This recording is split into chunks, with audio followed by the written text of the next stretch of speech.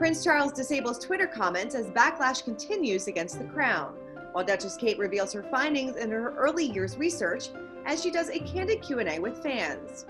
Especially with multiple children. Yes, that's a hard one. I'd also like to ask the experts myself. The royal family lends their support to Harry and Meghan after they reveal their heartbreaking miscarriage. Prince Charles apparently has been really helping to support them during this time while they're feeling so much grief. And we've gotten some reporting that there is sadness all around the royal family. So everybody is, I guess, trying to kind of be there for them and make them feel a little bit better. Plus, Rebecca Reed, author of Rude, stops by to talk about how Meghan Markle is an icon of positive rudeness. And I know people who've spent time with her who've said she's quite assertive, she knows what she wants, and she's not afraid to say when she wants something to be different. And I think it was a bit of an immovable force, unstoppable object situation, because if there's one family in the UK, my family's pretty bad, but if there's one family in the UK who will not change their ways, it's the royal family. We've got that plus so much more in today's Royally Yes. Hello to our fellow royal lovers and welcome to Royally Yes. I'm Christina, that's Molly, the host of the Diva Behavior Podcast. Hi, Molly. Hi, Christina. Happy December. Happy December. We made it. I can't believe this year is almost over. I know. My goodness. Goodbye, 2020. We're almost there. Yeah. We have a lot of royal news to get to this week, so let's kick it off with our royal viewers, our royal watchers, who had, of course, a lot to say about last week's show. Let's kick it off with Carol saying, Harry and Meghan are such a lovely couple. This is very sad news. Hopefully in the near future, they will have another opportunity for a baby. This, of course, talking about Meghan Markle, who opened up about her heartbreaking miscarriage that she and Harry went through this past July. Yeah, it was such sad news. I'm sure it helped so many other people, though, who've been through the same thing. And I think we all agree, hopefully, you know, some good news will come from the couple soon. I hope so, definitely. J. Renee Thompson also says, my heart breaks for her and Prince Harry. To be hated by people who don't know her and to go through this is so heartbreaking, but it is a blessing that they have each other. All my prayers to Harry and Meghan.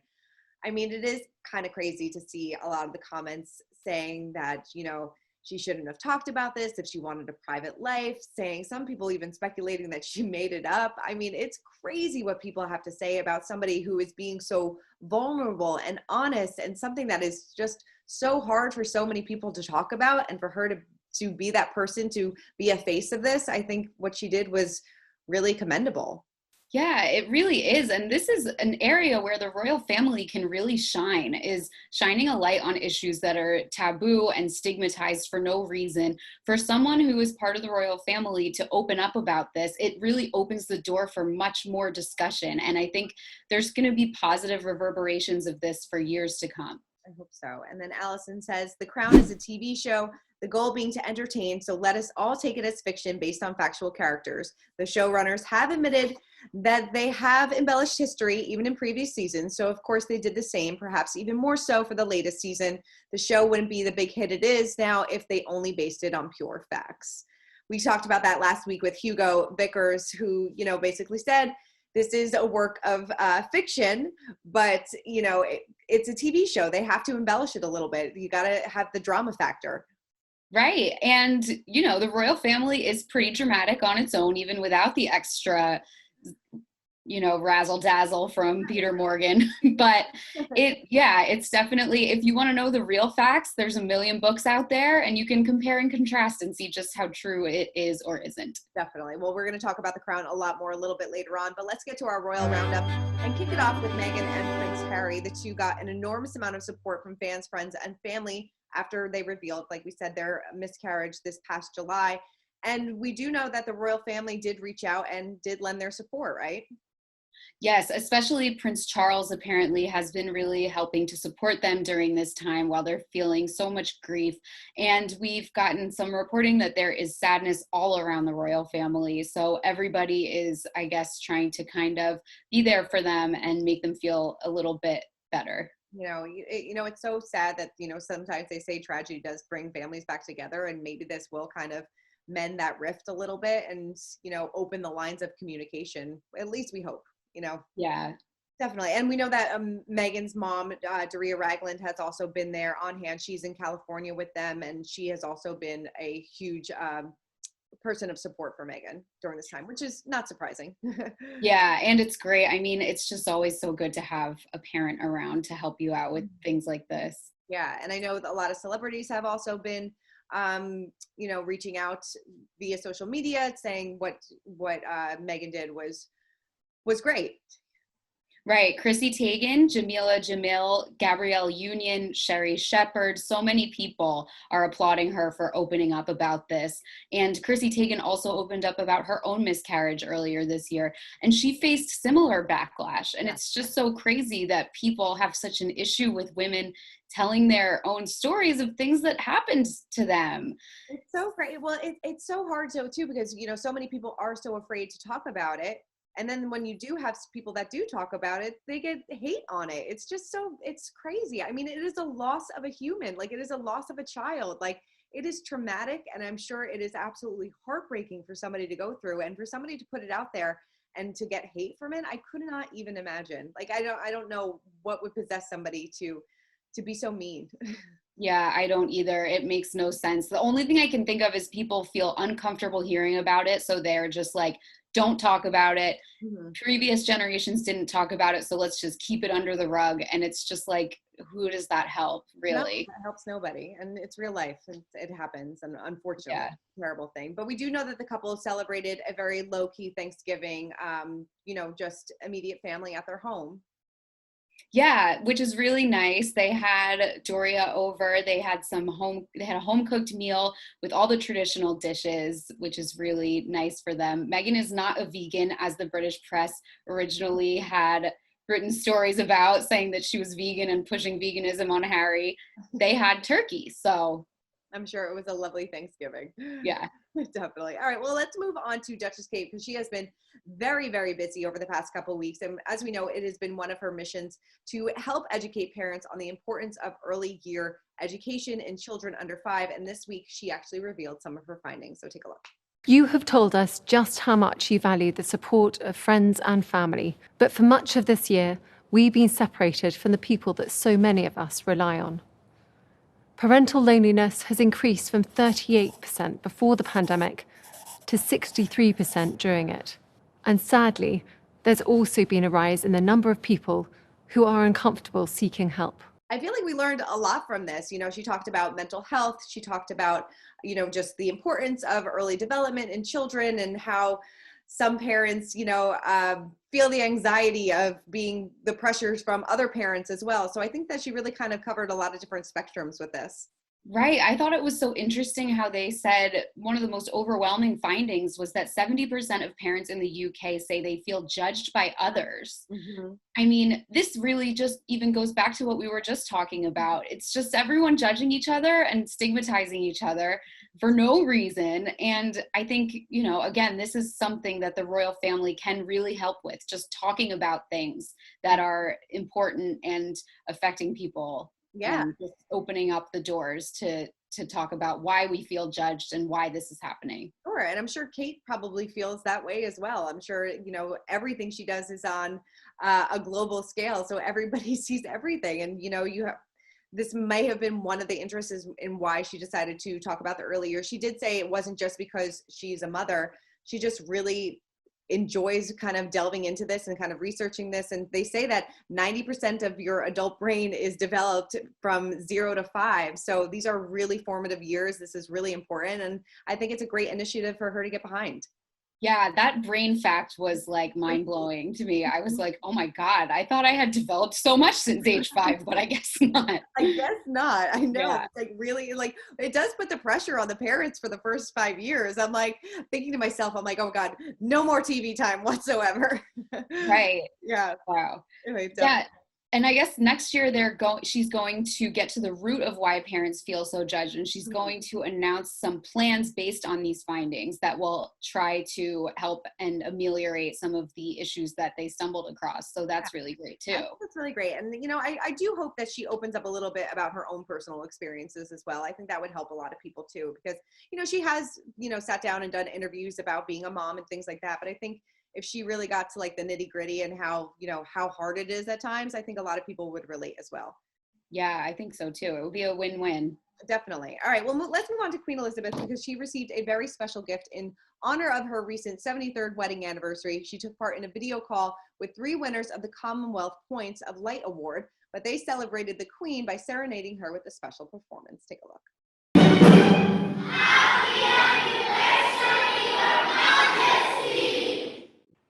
That's very nice, isn't it? I love this. This is so cute. Yeah, it was so sweet. And the Queen said that it was splendid. I just love her reaction. She was like, that was splendid. All right, let's move on. Yeah. That's fantastic. But it is great seeing her out and about doing these Zoom calls. We have seen her kind of laying low a little bit over the past few weeks, so it's nice to see her. And her dress was fabulous. Yes, she always nails it, always. She really does. She really does. So it was a nice little anniversary present. I'm sure Prince Philip enjoyed it as well. Yes, must have been really nice for them, especially when you can't go out anywhere this year. Yes, totally. All right. And then Prince Charles continues to focus on the planet as he talks about Plant Britain. Take a look. So this is maybe no surprise. We know that the environment is super, super important to him. So what did he have to say about this? He launched a project where they're going to plant 750,000 trees, one for every child in the UK starting primary school this year. So that is just a really nice way to kind of teach kids about trees and everything and go into like his own interests, the things that he's interested in, and turn it into a big project. So it's really nice. 750,000 trees. That is no joke. Yeah, he has a passion for planting trees. And they also released this little tidbit that every time he plants a tree, which I guess he's doing very frequently, he often gives the branch a handshake to wish it well. So I love that. Gotta hug a tree, right? Always. Always. All right, now it is time to spill the royalty. And let's continue to talk about Prince Charles because the fallout of the crown is still going strong. And a lot of people noticed that Prince Charles and Camilla disabled their Twitter comments following the Netflix premiere. So we don't know exactly if this has to do with the crown. They do still have Instagram comments up, but a lot of people did notice that Twitter comments were disabled. Right, because the thing is with Instagram comments, you can delete the ones you don't like, and you can't do that on Twitter. Yeah. So I don't know. Do you think it's a good course of action for them to shut down criticism? Or do you think they should just let it breathe a little bit? I think that they should just let it breathe a little bit, and this whole thing will blow over in a few weeks, and everybody can kind of go back to normal life. But I think they're bringing more attention to it than it needs to be. Yeah, and if they don't like the tweets, then they definitely shouldn't go on TikTok because Gen Z is running amok with this new season of The Crown, especially British kids who are part of Gen Z. There are so many TikToks about it. So sure. And I really wonder what Camilla must think about all this, because I feel like within the last, several years, a lot of people were kind of starting to warm up to her a little bit more. And this just probably takes maybe 20 steps back. Yeah, definitely. I mean, she doesn't come across terribly in the show. Mm-hmm. It's kind of like she was in an impossible position, and what else was she going to do? I mean, we can all say if it was me, I would have walked away and never spoken to the guy again. Right. But, I guess it's going to continue to be a PR nightmare for them. Yes, for quite some time. Well, I know the UK's culture secretary has called on Netflix to put a disclaimer at the start of the episodes of The Crown telling viewers that the royal drama is a work of fiction. Hugo did talk to us about this last week as well, and it seems like a lot of people are kind of starting to get on board with this as well and want everybody to know that this is a drama. They, embellished a little bit. Yes, it is based on history, but the conversations that happened behind closed doors were a work of fiction. Right. I think, though, if you Google the broader strokes of the plots, they're all pretty much true. Yeah.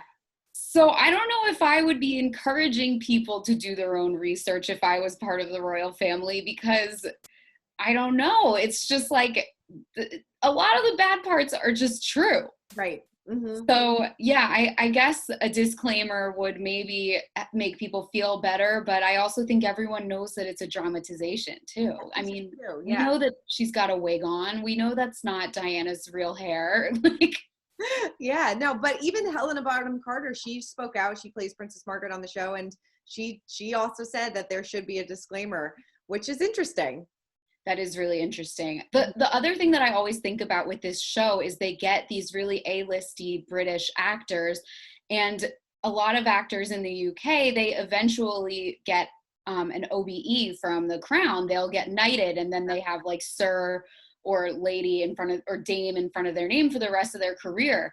So I always wonder if the actors who sign up to do the Crown are thinking, okay, well, I'm probably never going to get this now. Or if they're thinking maybe I still can, because Peter Morgan has it actually. Before this started, Charles was the one who like knighted him, which is crazy to think about. So I just always think about that little world that goes on at like the top rungs of British society. What are the social consequences as an actor for taking on a role like this? I guess that's such a good point. I never even thought about that. I wonder if like why maybe a lot of people turn down roles like this about the royal family because they want that in the future. Right. They probably do, because it's a small world here, you know, like London is a small town when you're at that high level. So. Sure, I would imagine. Well, somebody that probably won't have to worry about that is Kristen Stewart, because she was born here. But, you know, she is going to be taking on the role of Princess Diana in the upcoming movie Spencer. And she talked to Jimmy Kimmel all about what it's going to be like playing a Lady Di. Take a look. It's hard not to feel protective over her. I mean, she was like so young, and obviously she comes out to here. I mean, everyone's perspective is different, and there's no way to get anything right because of like what is fact in relation to personal experience. My movie takes place over like 3 days, and it's this like really poetic internal imagining of what that might have felt like rather than giving like new information. So we kind of don't have a mark to hit. We just also love her. I mean, how do you think that she's going to do? I think she's going to nail it. I really do. I think she's got that sort of sullen way about her that Diana really had, especially behind closed doors, I think. And she has sort of like that cheeky sense of humor. What do you think? I think that she'll do a great job. I mean, she is a great actress. A lot of people still associate her just with Twilight, but she has done a lot of other great movies. She's a really, really great actress. So I think she's putting in the homework. She says that she listens to, you know, audio of Diana as she's falling asleep. So she's definitely doing what she needs to do. So I don't know. It'll be interesting to see how it all plays out. And this movie is pretty cool though too, because it only spans over 3 days of her life, right? Right. And it's Christmas. I don't know how I missed this before, but it's like a Princess Di Christmas movie. It takes place at Sandringham on Christmas Eve, Christmas Day, and Boxing Day. So it's going to be, I mean, the fashion alone is going to be worth going to see it. It's the same director as the film Jackie, with Natalie Portman playing Jackie Onassis, which was an amazing film. I just think it's going to be so good. And I loved Kristen's new Christmas movie, Happiest Season, which just came out this weekend. So. It's going to be, I can't wait. It's going to be great. All right, now it's time to break down the royal rules. And this week, author of Rude, Rebecca Reed, talks to us about how Meghan Markle is the queen of positive rudeness. So in your book, you describe Meghan as an icon of positive rudeness. So can you explain what you mean by this? So positive rudeness is where you use rudeness to get what you want without being unkind or unpleasant. It's more that people may regard it as rude, particularly if you're a woman, than you are actually being rude. And it's really about freeing yourself of that perception that you're a rude person just because you've put your own needs first. And, you know, it's not the opposite of being kind. Being kind is great. But what I don't like is when we put ourselves second because we feel we have to, or because we're too scared to say anything. And that's the thing about Meghan. She's an incredibly generous, kind person, but she does kind things by active choice, not by passivity. I love that. So, I mean, what specific examples do you have where Meghan has used her positive rudeness in the royal family? So I think the example when everybody really started to notice was when she had Archie, and she said, you know, I don't want a room full of men in suits handling my birth. Now, there were people who called her ungrateful or a brat, and there were people saying, but she's so lucky, she has access to this incredible healthcare. And what she was saying is absolutely unfortunate, but I'm not going to give birth in a way that feels uncomfortable for me just to be polite and just to not offend anyone. And I think it's something that a lot of us struggle with. It's very easy if somebody's trying to do something nice for you, whether it's compliment your body or invite you to do something you don't want to do, just because it's a nice gesture doesn't mean it's always what you want or that it's always a good thing. So when she said thanks but no thanks, I want to have my birth my way. That was the first time where I went, wow, that's really impressive. Do you think Meghan was trying to maybe change some of these royal rules, or this was just the way that she was used to? Like, I mean, you mentioned in the book, the Thomas Bradby interview, where she talked about her feelings and everyone was like, oh my God, I can't believe she's doing that. Absolutely. I think that she is used to being a slightly disruptive force. I think that she's somebody who, you know, she went into the entertainment industry, which is still and was when she entered it, even more obsessed with being white and being as young as possible. And, you know, she carved out a niche for herself there. She didn't necessarily come from the family that were going to make it easiest for her to be in entertainment. You know, she had to fight her way in. And I think in terms of her career, she was really used to doing things that were not always easy, and changing the world around her to make it fit. And I know people who've spent time with her who've said she's quite assertive, she knows what she wants, and she's not afraid to say when she wants something to be different. And I think it was a bit of an immovable force, unstoppable object situation, because if there's one family in the UK, my family's pretty bad, but if there's one family in the UK who will not change their ways, it's the royal family. Since they've left the royal family, do you believe in the theories that Meghan and Harry have been sort of making subtle digs at them, like with the comments about Harry never being able to vote and things of that nature? I think a little bit, because I think at the end of the day, they are a family like any other. And when I'm in a fight with one of my siblings, I'm, you know, on Instagram making some little side comment, or, you know, I'm sucking up to my mom to try and show that I'm being the good child. And they are a family. Like, I don't like that it tends to bring out petty behaviors, but I think it is quite normal for all of us.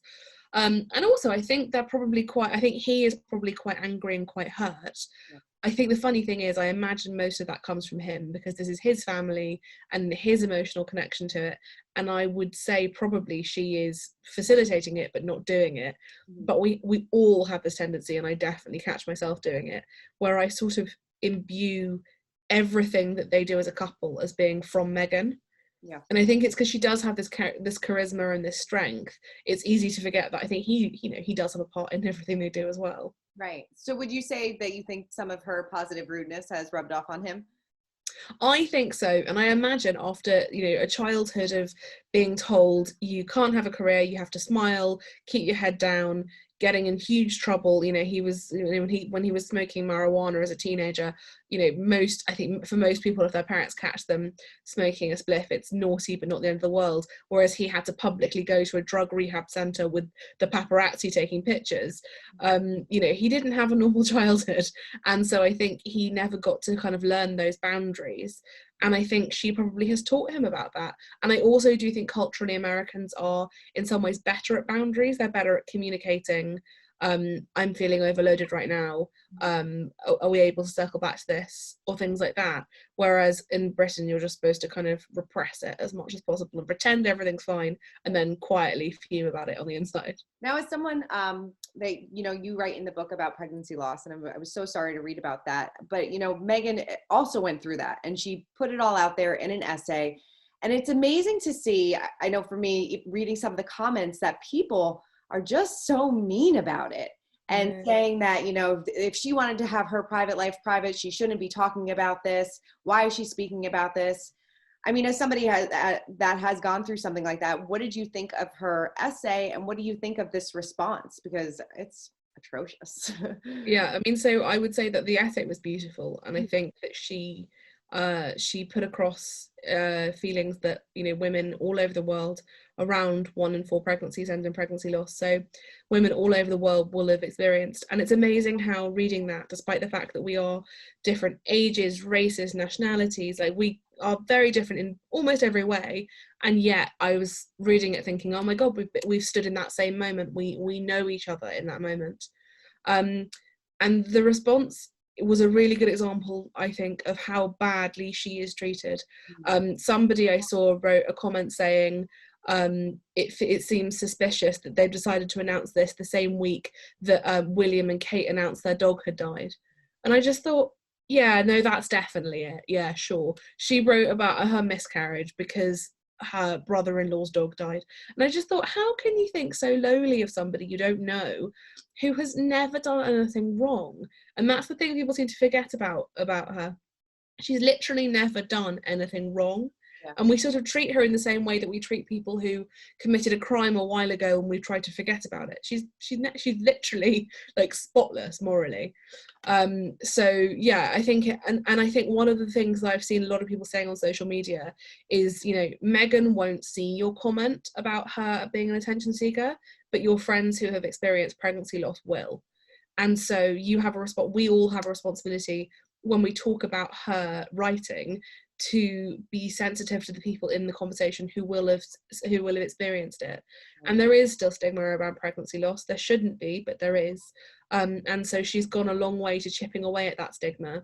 And it's statistically impossible that she would be the only member of the royal family ever to have experienced pregnancy loss.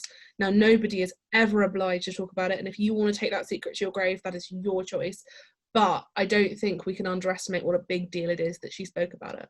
Well, Rebecca, thank you so much for taking so much time out and speaking with us all about this. Congratulations on your new book, Rude. It is out right now. Everybody go and grab it. It is a great read. So thank you so much. Thank you so much for having me. Such a great conversation. She's wonderful. Yes, and I'm going to definitely instill a lot more positive rudeness in my life because Meghan's doing something right. So I think we all should, definitely. All right, let's move on to our royal history moment of the week. And Buckingham Palace is getting a bit of a makeover. Now, this is a makeover that is years in the making. Right. They're replacing a 200-year-old roof, and they're removing a bunch of aging pipes and wires, which is a terrifying sentence. I mean, why are there aging wires in the palace? Seriously, that is scary. But they said that it's going to take like 10 years for this entire renovation to be done. Right. They are going to, and they're taking all of the paintings from the walls and moving them to the royal collection. And so people are going to be able to look at these masterpieces by Vermeer and Rembrandt that are normally just for like the royal family's eyes only. And so that's going to be pretty cool, at least. That is really cool. I'm sure it's going to be beautiful once it's all done. Yes. All right. Before we wrap up, we have to check in on our pint-sized palace, our royal kids. And while they have been laying low over the past week, Duchess Kate has been busy, and she actually gave us a glimpse into what her childhood was like. Take a look. What did you like most in your childhood? That's a very good question. I love spending time outside, and that has stuck with me for my whole life. So yeah, she did a Q&A with fans about the early childhood development years. And she did say that she loved being outside with her family, which isn't too surprising since I feel like she does that with her own children now. Yes, she's so sporty and outdoorsy. I love it. I love that side of her when she wears like a little vest and some boots and gets out there with the kids and everything. It's great. I think it's great. She has said in the past that they love gardening, they love being outside together. So she's just taking a little piece of her childhood and bringing it to her family. So I think that's great. Very nice. Yes. Right. Well, Molly, thank you so much for running down all things royals. Thank you, Christina. Of course. Make sure to check out Royally Us every Wednesday at 10:30 on Us Weekly's YouTube channel. And Molly and I will see you next week. Bye, everybody.